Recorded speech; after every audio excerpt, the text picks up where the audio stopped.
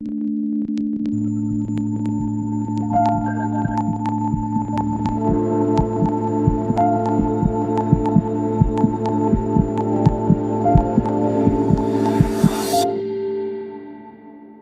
so where do you want to start? So why don't we start in March? Back in March, there was this shooting in Atlanta. I think we all remember it. It was completely horrifying. Police in Georgia are investigating a series of deadly shootings that took place in the Atlanta area. 8 people were killed. Authorities say many of them were women of Asian descent. Now, police have arrested one man who is white, but they haven't said anything about a motive yet. This guy, he went to 3 different spas, Asian-owned spas in Atlanta. He shot 8 people. 6 of them were Asian women. And one of the things that happened was that there was this press conference. Thank you, Madam Mayor. We'll start off with Sheriff Reynolds from Cherokee County. The police were talking about the investigation and the fact that they've been getting a lot of questions about, was this a hate crime? We've received a number of calls about, is this a hate crime? We are still early in this investigation. So we cannot make that determination at this moment. The detectives involved in this case were not coming out and calling it a hate crime. And that was upsetting a lot of people. But I think what really set people off was when the spokesman said that the shooter told detectives that he shot these people not because of racial hatred, but because he was struggling with sex addiction. The chief said, this is still early, but he does claim that it was not racially motivated. He apparently has an issue, what he considers a sex addiction, and sees these locations. How do people respond to that? Something that allows him. I think some people thought maybe the police department was, giving credence to this claim. And also the idea that it was sex addiction just seems so ludicrous on its face. Now, prosecutors in the case did eventually bring hate crimes charges against the shooter, but this shooting was part of a pattern we've seen for the past year of increased violence against Asian Americans and Pacific Islanders. Tonight, the FBI is stepping up its efforts to counter the shocking surge in attacks on Asian Americans. Hate crimes against Asian Americans in major U.S. cities surged by nearly 150%. A 36-year-old Asian American father beaten by a stranger last Friday. And in response to all of this, Grace Meng, a congresswoman from New York, and Mazie Hirono, a senator from Hawaii, 2 Asian American lawmakers put forth this bill called the COVID-19 Hate Crimes Act. And it was going to increase resources to the police so they can do more outreach to communities that don't speak English. And they also wanted the Justice Department to gather more data on hate crimes connected to COVID-19. But then I heard something a bit surprising, which is that a group of Asian American and Pacific Islanders and, social justice groups and LGBTQ groups, 85 of them in all, signed a letter opposing this hate crimes bill. Why did they oppose it? Well, they opposed it because they said that the COVID-19 hate crimes bill wasn't going to keep people safe. And I guess I was surprised to see all these groups that represent Asian American groups, LGBTQ groups in one way or another, groups that are very often the victims of hate crimes, saying that this law that's aimed at maybe preventing hate crimes just isn't going to cut it, just isn't going to do it. And I wanted to know more about why that was.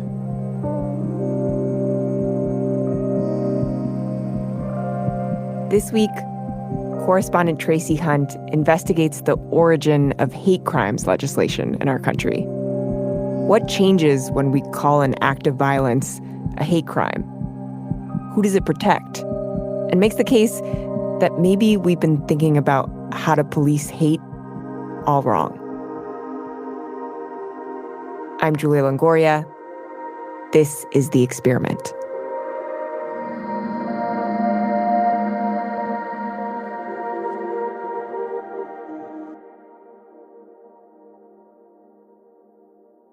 What is a hate crime? Well, a hate crime is a crime that is committed with a motivation, or at least a partial motivation, of hate or bias. Jami Floyd is WNYC's senior editor for Race and Justice. So you have to have the underlying offense, which is, an assault or a battery, attempted murder, or even a murder. But then you have to have that added motivational element, hate, bias, and it has to be intended or even expressed. These laws vary from state to state and on the federal level, but they often mean tougher sentences for crimes committed against protected groups. Assault someone, get 5 years. Assault someone because they're trans, get 10. And the prosecutor has to prove that element. The actual term hate crime won't come into wide use until the 1980s, but crimes motivated by hatred have been with us since the founding, and we've tried to use laws to stop them since Reconstruction. So we all know about the Constitution. We like to talk about the Constitution. We like to talk about the 13th, 14th, 15th Amendments, which are the Reconstruction Amendments.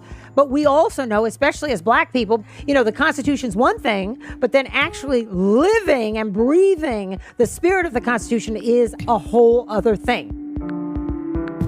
After the Civil War, legislators tried to write a new vision into the Constitution of a multiracial democracy where Black people could vote, hold office, and serve on juries. Resistance was instantaneous. Local and state government officials used violence and threats to deny Black people these rights, and the KKK began a campaign of terror. Black people were being dragged from their homes, beaten, and killed. So President Grant called on Congress to pass more legislation, starting with the Enforcement Acts. And these prohibited the states from disenfranchising voters on account of race, color, previous condition of servitude. The first two, of 1870 and 1871, were directed at government officials who used violence to deny Black people their civil rights. The Third Enforcement Act focused squarely on the Klan. Members of the Ku Klux Klan would be penalized if they terrorized Black citizens for exercising their right to vote, running for public office, serving on juries. And that's what this series of legislation was all about. And then they had to go in and enforce the legislation because nobody was listening down there. And that's what the Department of Justice was set up to do. One of the first jobs of the newly created Justice Department was cracking down on the Klan. And it worked. Hundreds of Klan members were arrested and imprisoned. Some of them even faced majority Black juries. The Klan was stamped out, at least for the time being. After Grant left office, there was a backlash in the North against Reconstruction and a recession that made paying for a military occupation in the South much, much harder. It's estimated there was a lynching a week. Protecting Black people in the South just wasn't a priority in Washington anymore, and it wouldn't be again until the Civil Rights era. We had the Civil Rights Act of 1964. We had the Voting Rights Act of 1965. And then when Congress saw that these were not enough, and all these killings continued to happen down South around the Civil Rights Movement, so they realized we need another act to protect against the actual criminal activity unleashed against people who are trying to fight for their civil rights. There was one case in particular that showed the federal government they can intervene in these kinds of cases. The 1964 murders of civil rights workers Andrew Goodman, Michael Schwerner, and James Chaney in Mississippi. Local officials refused to prosecute the case, but after a national outcry, the Department of Justice stepped in. They charged 18 people under provisions from the Klan Enforcement Act of 1870. Stopping racial terror was back on the agenda of the federal government.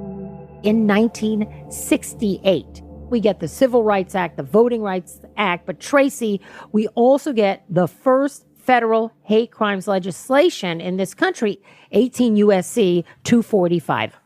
What did that law in 1968 say? It said that the federal government will have the right to prosecute these murders as civil rights violations. If hateful acts of murder and other violent acts are perpetrated against individuals and local authorities do not either properly prosecute, half-heartedly prosecute with all white juries who are predisposed against conviction, or they don't prosecute at all, no one is ever brought before a judge and jury, then federal authorities will have the right to prosecute for civil rights violation of the civil rights of these victims.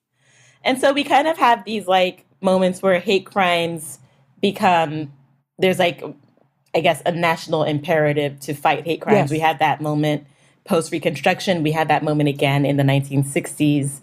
So it's interesting because when I was growing up and I was watching a lot of cable TV and cable news and things like that, I just remember all of a sudden people were talking about hate crimes a lot more sometime in the 90s. And that's why it kind of feels like such a 90s phenomenon to me. So what was it about the 90s that made hate crimes a topic of conversation and another thing that we had to handle somehow? In 1998, Tracie, there were two horrific crimes that happened that really captured the nation's attention and the national consciousness. James Byrd, an African-American man, was murdered in Jasper, Texas by white supremacists. They kidnapped him, they beat him, they tied him to the back of a pickup truck and dragged him for 3 miles before he was decapitated. It was a modern era lynching. Now, just a few months later, Matthew Shepard, a 21-year-old student at the University of Wyoming, was brutally attacked. He was tied to a fence in a field outside of Laramie, Wyoming, and left to die. That was October 1998. Now, why? He was gay. And he died a few days later in a hospital. I think, Tracie, in the aftermath of these two events, there was this real awakening to crime committed with hateful intent. This afternoon, I signed into law the Matthew Shepard and James Byrd Jr. Hate Crimes Prevention Act. Nearly 10 years after their murders, Congress passed the Matthew Shepard and James Byrd Jr. Hate Crimes Prevention Act. Among other things, it added protections for sexual orientation, gender identity, and disability. And it expanded the reach of federal prosecutors.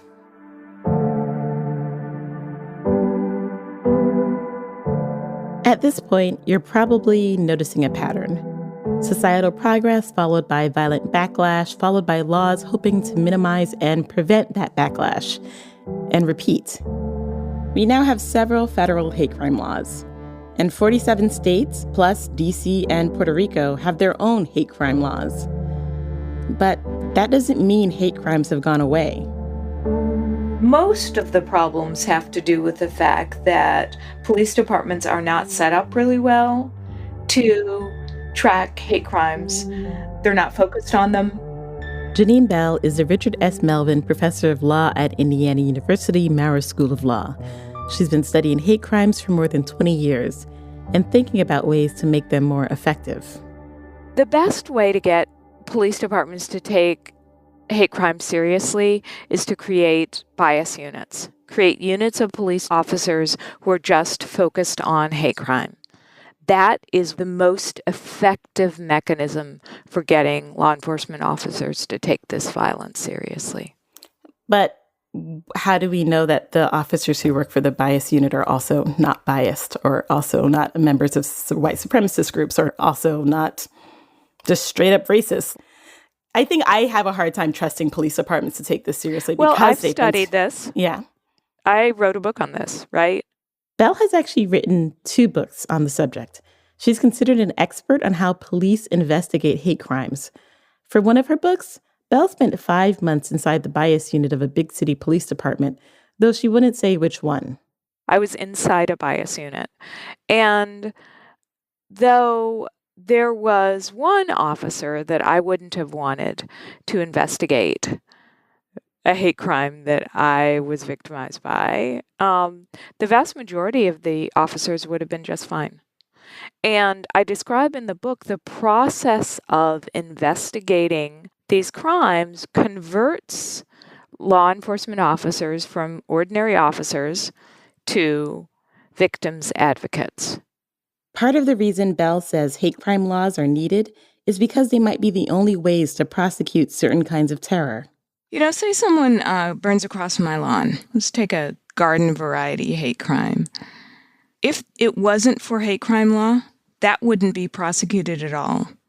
Absent a hate crimes law, somebody burning a cross on your lawn, isn't that vandalism? Isn't that arson? It's not arson if there's not any damage.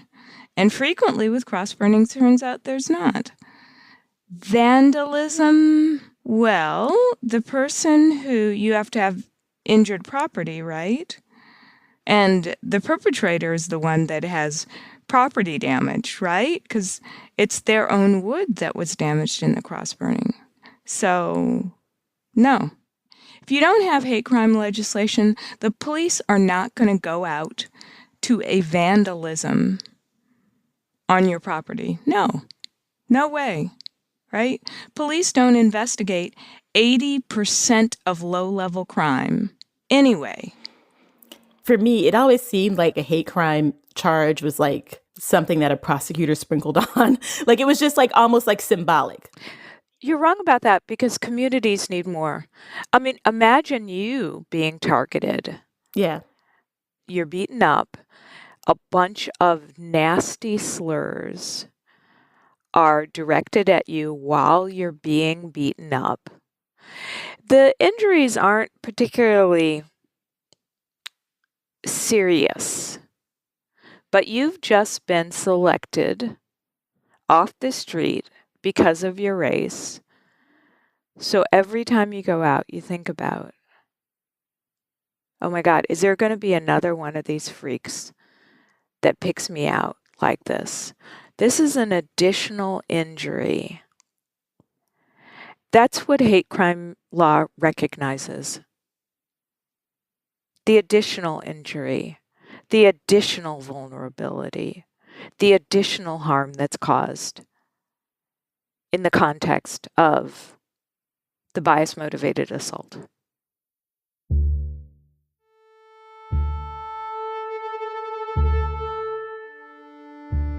I can't imagine what actually being the victim of a hate crime is like.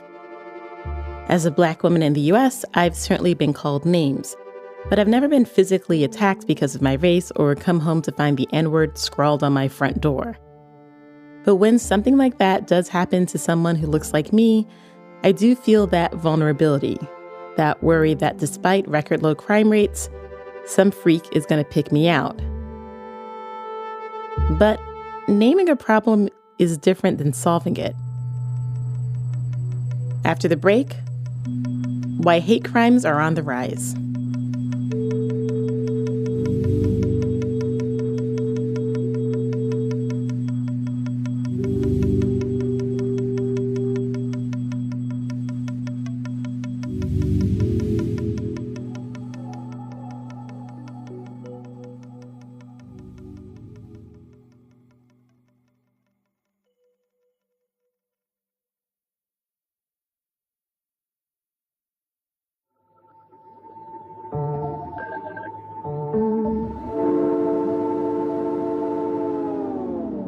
This is The Experiment, a show about our unfinished country. I'm Tracie Hunte.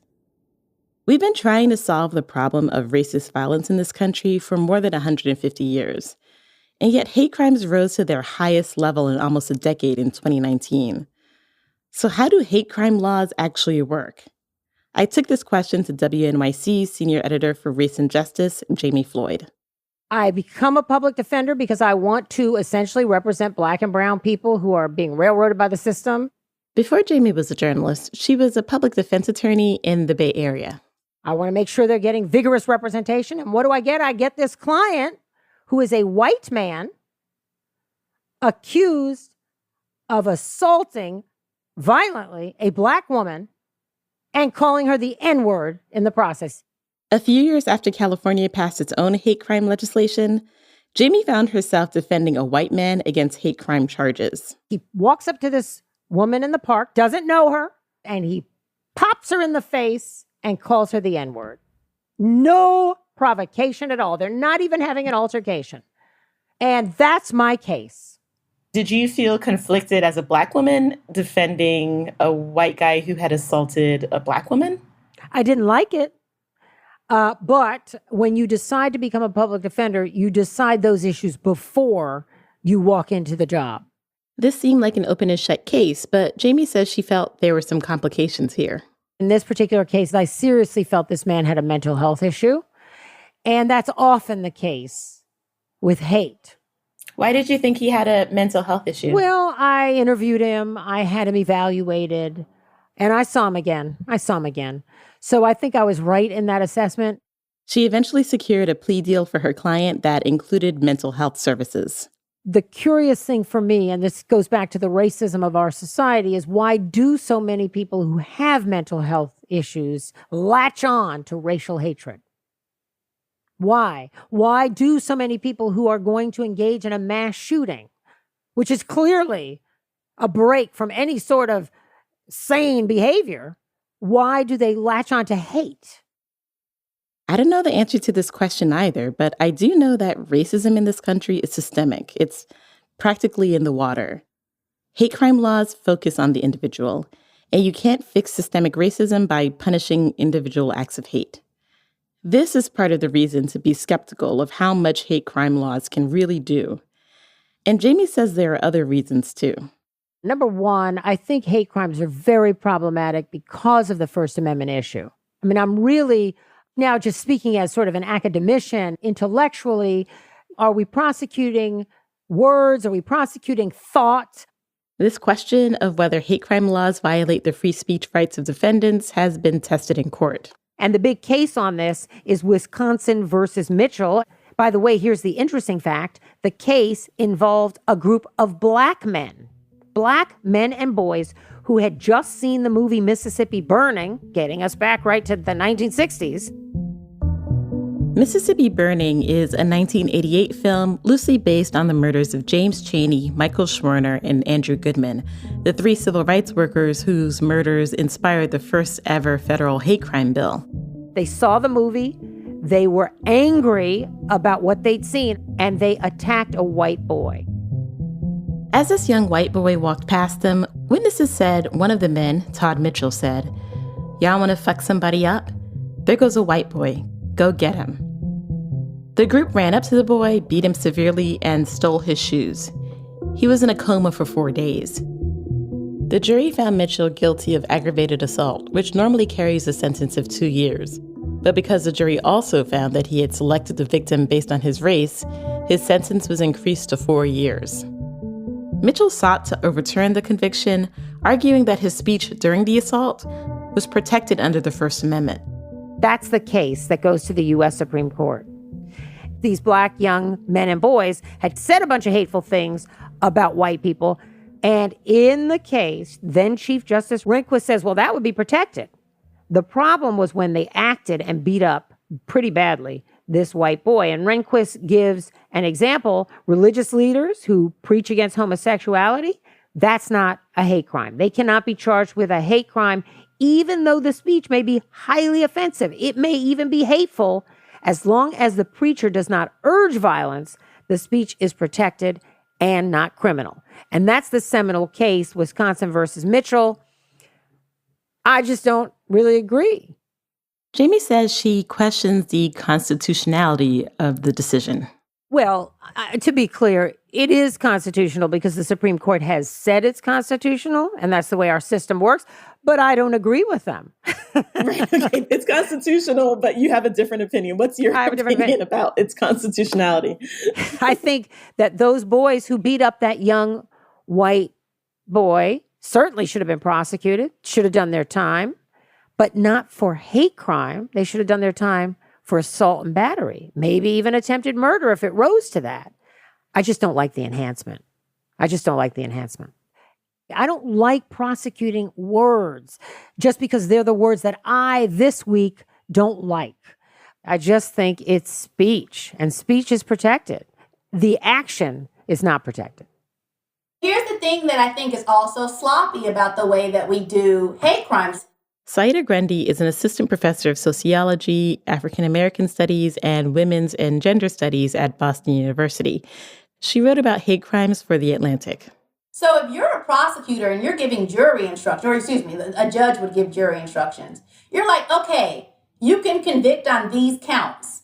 And for this count, we have to prove that there was assault, there was battery. Okay, that's easy. All the evidence seems to be there. And then also, jury, you're going to have to take into account this second separate count, which is an add-on. It's an add-on statute. And that is about proving the mental state and motivation of this crime. And that's where it begins to fall apart, because you're asking a jury to get inside of someone's head. I think people think about hate crimes with this sort of historical imagination about like anti-lynching bills. Like, oh, we're trying to make something prosecutable. We're trying to criminalize something that people otherwise get away with. And that's not what hate crimes do at all. As a legal apparatus, they are superfluous add-ons. And what they really do is just extend the reach of the carceral state. We're already draconian. Our country already punishes more than any other country in the world. If you murder someone, we already have a criminal code for murder. Tacking 5 years on to what would already be a life sentence or a death sentence, is that really doing anything to rectify what violence happened? Is that really doing anything to heal the community that was injured by that? I think that's a lot of my interest in it. Yeah, I think it's really interesting because it feels like it's an emotional reaction, Yes. and I don't want to say that in a way that makes it seem like that's not important, like your emotional reactions aren't important, because they are, Yes. obviously.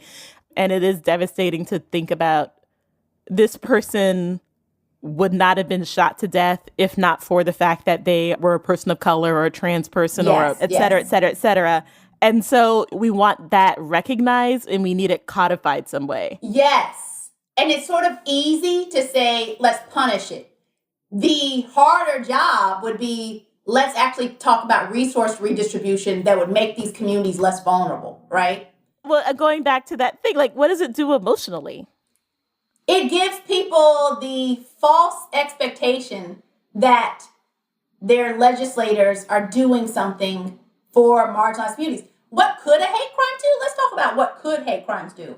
Hate crimes could say, if this is a hate crime, then there has to be a form of reparation for that community, right? If this is a hate crime, then we need to look at what made this community more vulnerable. So if it's the employment status of, Asian women, let's look at policies that are going to make them less vulnerable. Let's look at, the resources in terms of health, education. We're in the middle of a damn pandemic, right? Let's look at things that could actually make this community, give them resources in which they could, one, protect themselves, and two, just wouldn't be so vulnerable to crime to begin with. Now to the East Room of the White House, where President Biden is about to sign a COVID-19 Hate Crimes Act into law. Let's watch.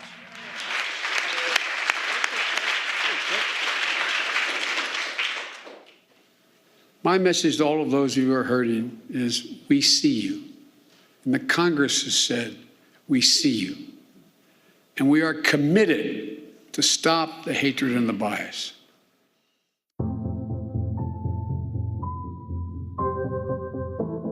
Unlike previous hate crimes legislation, the new COVID-19 Hate Crimes Act isn't adding new enhancements to sentencing or anything like that.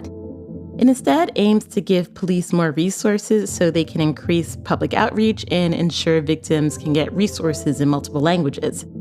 It also directs the Justice Department to collect more data about hate crimes connected to COVID-19. It's just not a sufficient response. This is Jason Wu. His organization, GAPIMNY, Empowering Queer and Trans Asian Pacific Islanders, was one of 85 groups that spoke out against the bill, saying it doesn't support Asian American communities, but instead directs more resources to the police. This legislation, it doesn't actually do the thing that we're saying it's supposed to do, which is to prevent harm and violence. A hate crimes designation doesn't stop a hate crime. It doesn't stop anti-Asian attacks. The things that we really need to address inequality and social problems requires investment. And the way to do that is by reallocation of funding. the hate crimes legislation, it doesn't do any of that. It doesn't address inequality. It doesn't address the social problems that underpin the attacks. It doesn't address the conditions that give rise to violence. And for me, the violence and attacks that we're seeing go so much deeper than, the individual who is engaging in quote unquote exceptional racist violence. For me, it's systemic and it's deeply cultural. The dehumanization of Asian Americans, Asian American women, people who are elderly, immigrants. And I think we should hold someone like Donald Trump just as accountable as the person who strikes another person, walking down the street because they think they're carriers of COVID. But that's never going to happen, right? I think one thing about this that's really tricky is that these are crimes that are committed against marginalized communities. When someone is attacked that way, it reverberates throughout a community because now you have like an entire community that's afraid and they feel vulnerable. Yeah, I hear what you're saying. There is something especially pernicious about being targeted based on your identity. And that is something, as an Asian American person, as a queer person, I'm very sensitive to. Like, I've grown up, being very aware of, like, my identity and the vulnerabilities associated with that. I think part of what you're getting at is a question around what is justice and what does accountability look like.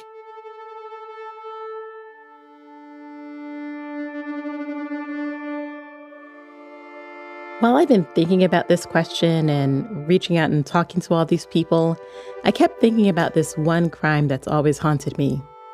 It happened in February 2017, right at the beginning of the Trump administration, when it felt like the political rhetoric in this country was creating conditions for violence. And this one murder just felt like the beginning of a new era. So, did you meet your husband in the United States? It's kind of I've told it many times and I always blush anytime I have to say it. Sunayana Dumala still smiles and blushes whenever she thinks about meeting Srinivas Kuchibola. They were introduced online through a mutual friend when Sunayana was researching graduate programs in the United States. I think that's what makes me blush. I think the way we met, the way we liked each other and without even personally meeting each other. What was it like when you finally did meet him in person for the first time? When I saw him for the first time and I'm like, oh my gosh, this guy is too tall. I'm just 5 foot. Okay. He was 6'2". Oh my goodness. Yeah. Oh, that's a big difference. Sunayana and Srinivas got married in October 2012. They moved to Olathe, a suburb of Kansas City, in 2014 when Srinivas got his job as a software developer at Garmin. They bought their first house. So that was a big thing for us. We chose everything in that house. They made friends with their neighbors. So life was going. Until February 22nd, 2017. It was supposed to be a normal day. We were supposed to come back home, have a dinner, just go on with our routine life. Sunayana was waiting for him at home when she saw a Facebook post about a shooting at Austin's, a bar she knew Srinivas liked to go to. Sunayana tried not to panic. And so I was praying and I was trying to make myself give the assurance that hopefully he wasn't there. But every time she called, his phone went straight to voicemail. There was something in me that trying to tell me, no, don't think that way. Nothing should have happened to him. Nothing would have happened to him. Few minutes later, the cops knocked on the door. And the rest is what everybody knows. Srinivas was at Austin's grabbing an after-work drink with a coworker who's also an immigrant from India. That's when a 51-year-old white man approached them yelling racial slurs and asking about their immigration status. Then he opened fire. Srinivas was shot and killed. He was 32. His friend and a bystander who tried to intervene were also shot. They survived. The shooter pled guilty to murder and hate crime charges. Did you feel that you got justice? I mean, I think him being convicted, yes, that does give some level of comfort that the right thing is being done. Was that important to you, that it wasn't just that he was convicted for Srinu's murder, but also that he had this additional thing attached to it? Yeah. Yeah. Can you tell me like why that was important? What did it signify for you? It helps you in understanding like why this person murdered the ex person, right? If it would just see it as a murder, like how will we able to understand like where we need to work upon? It's interesting because I think some people look at hate crimes legislation and they say that these sorts of charges, they don't do anything to keep marginalized communities safe. What would you say to that idea of that just, convicting this person of a hate crime or calling what happened in Atlanta a hate crime, at the end of the day, it doesn't really do anything to keep anyone safe?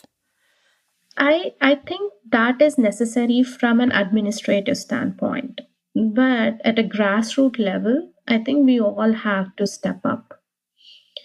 As much as it is necessary to have a crime classified as a hate crime and being dealt as a hate crime, it should not stop us from coming out of our own cocoons and getting involved with the community. And that is what I am trying to do with my foundation.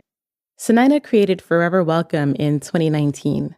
It aims to create empathy for people who have immigrated to the United States by sharing their experiences through storytelling.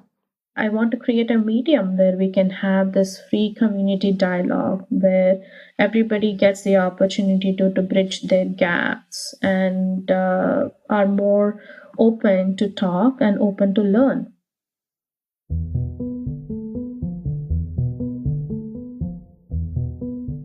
Would Srinivas still be alive if there were more or better or different hate crime laws? Or if we had more resources going into communities supporting those without jobs or those having mental health struggles? Probably not. Violence motivated by racial hatred is a problem we've been trying to solve in this country for more than 150 years. And that's because the U.S. didn't begin as a multiracial democracy. It's had to reverse engineer one, writing laws and changing the Constitution to give more groups of people their rights. But when some disagree with this progress, they turn to violence and intimidation to stop it. And when things go wrong, a pandemic, a war, crime, terrorism, the economy, there's always someone to blame. Which is why it seems like hate crime laws are more of an attempt to name a problem, but not solve it. So now that we've named it, what do we do next? It's not like a one-stop solution. The divisiveness that is currently in the society, this will take a long time. And I think we'll have to be patient and we'll have to have that perseverance to not stop our efforts. How did the community in Kansas City react to the murder? Do you remember what kind of support you got from the community after it happened? So the very first time when the cops came and told me what happened and then that Srinu couldn't survive, my instant thought in my head was that I'm living, I am leaving this place and I'm going back. Because for me, Srinu was my everything here. And in my head was like, what is left for me here to be here? Mm-hmm.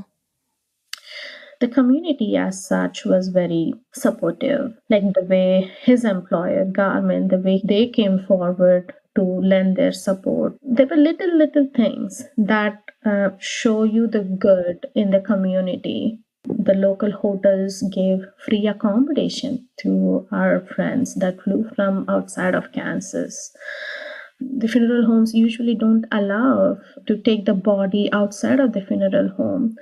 But they accommodated our request and allowed Srinu to be sent to our home so that he can have his final goodbye from his home. And so I think it is because of all of that support. It is because of all of that outpour of love that I got my answer of the question that I asked. Do we belong? All of these that helped me in finding that answer that yes, I do. This is my home and I very much belong here.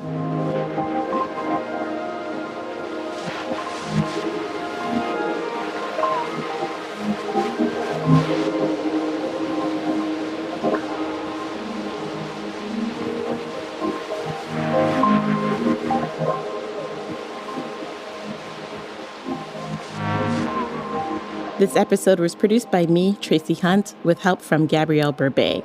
Editing by Catherine Wells, Emily Botine, and Jami Floyd. Special thanks to Kai Wright and Verilyn Williams. Fact check by William Brennan. Sound design by Hannes Brown. Mixed by David Herman. Music by Tasty Morsels and Nelson Nance, with additional music by Joe Plord and Hannes Brown. Our team also includes Julia Longoria and Natalia Ramirez. You can find Saida Grundy's article on hate crimes for The Atlantic at theatlantic.com/The Experiment. If you enjoyed this episode, please be sure to rate and review us on Apple Podcasts or wherever you listen. The Experiment is a co-production of The Atlantic and WNYC Studios. Thanks for listening.